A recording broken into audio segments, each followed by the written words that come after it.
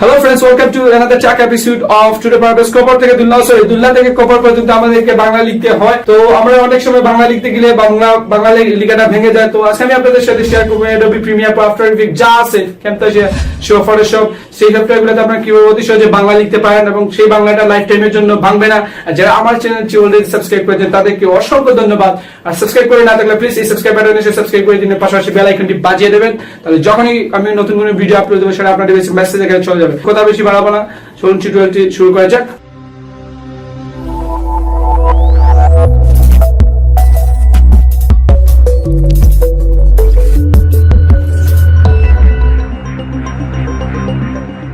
Okay friends, কম্পিউটারের বিভিন্ন সফটওয়্যারকে বাংলাকে শুদ্ধ করে লেখার জন্য আমাদের অন্য একটি সফটওয়্যার প্রয়োজন, সেটা হচ্ছে Avro কিবোর্ড। তো আমি আমার ভিডিও ডেসক্রিপশনের নিচে ডাউনলোড লিংকটা দিয়ে দেবো, আপনারা ওই জায়গা থেকে ডাউনলোড করে ইনস্টল করে নেবেন। তো বেশ কয়েকটি সফটওয়্যারে কিভাবে বাংলা শুদ্ধ করে লিখতে হয় সেটা আমি দেখাবো। তো ফার্স্টে আমি ফটোশপে কিভাবে বাংলা লিখতে হয় সেটা দেখাবো। তো এই জায়গা থেকে আসার পরে আমরা এখন বাংলা লিখতে চাই, তার জন্য Avro থেকে সেটিং থেকে এটাকে আউটপুট এস NSI দিয়ে দেবেন, তারপরে ইউজ NSI এনিওয়ে সিলেক্ট করবেন, করার পরে এই যে টেক্সটে আসবেন। তো টেক্সটে আসার পরে এই জায়গা থেকে ফার্স্টে আমরা একটা নতুন প্রজেক্ট নিয়ে নেই, তারপরে আমরা এই জায়গাতে টেক্সটে আসলাম।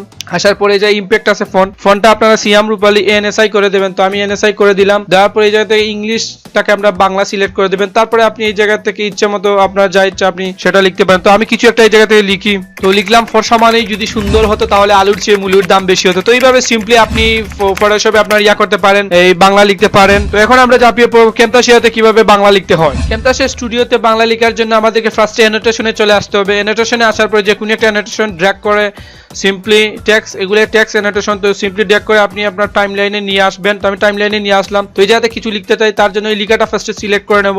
সিলেক্ট করার পরে এই জায়গা থেকে আবার আমাদেরকে NSI মোডটা খুঁজে বের করতে হবে।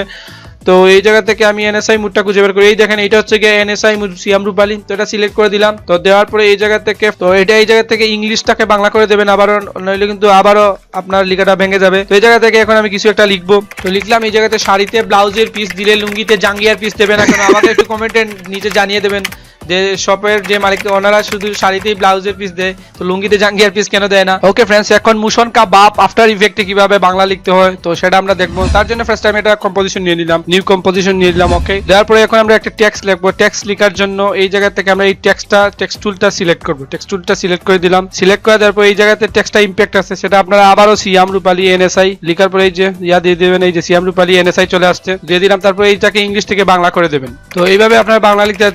তো এই জায়গাতে আমি লিখলাম এমন একটা বিপদের নাম বলুন যা থেকে উদ্ধার হলেও বিপদ, না হলেও বিপদ। আমাকে কমেন্টের নিচে জানিয়ে দিবেন বিপদটা আসলে কি। ওকে ফ্রেন্ডস, আজকে শিখে নিলে খুব সিম্পল ট্রিক্স কিভাবে অতি সহজে আপনার ভাঙা বাংলাটা ঠিক করে লিখতে হয়। তারপরে যদি আপনার পিসিতে সমস্যা হয় তাহলে just simply go to your PC and সেই পিসিটা আপনার ভেঙে দিন, তাহলে লাইফ টাইমের জন্য সেটা ঠিক হয়ে যাবে। আমি জাস্ট জোকিং ফ্রেন্ডস। আর বেশি বেশি করে আপনার ফ্রেন্ডদের সাথে আমার ভিডিওটি শেয়ার করবেন। আর পরবর্তীতে দেখা হবে আপনাদের সাথে অন্য কোনো ট্র্যাক এপিসোডে। আমি ParVez ছিলাম আপনাদের সাথে।